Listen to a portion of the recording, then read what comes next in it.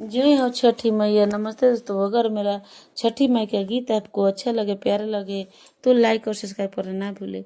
बबुआ जे रहते त माई माई कहते, एहू एगो आसरा ना पूरा हो।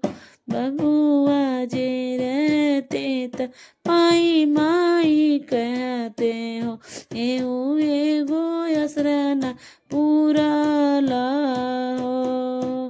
दुनिया के ही छठी मैया सब कुछ दियालो, हमेरा के मेरी कुछ ना हो।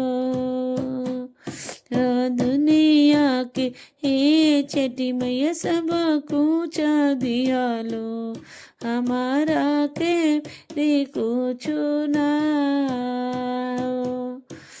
केहू लेके जोई होए माथे पर दौरावा, के करी है पियोरी ओहाड़े हो। केहू लेके जा है माथे पर दौरावा, के करी है पियोरी ओहाड़ा हो। बिलकी रोवे घाटे पे बोझनिया, छठी मैया सुनी ना गोहारा हो। बिलकी रोवे घाटे पे बोझनिया, छठी मैया सुनी ना गोहारा। घाटे कोसी भरवा दियादित नामो धरती, घाटे कोसी भरती आदित नाम धरती, लागला पूरा हो।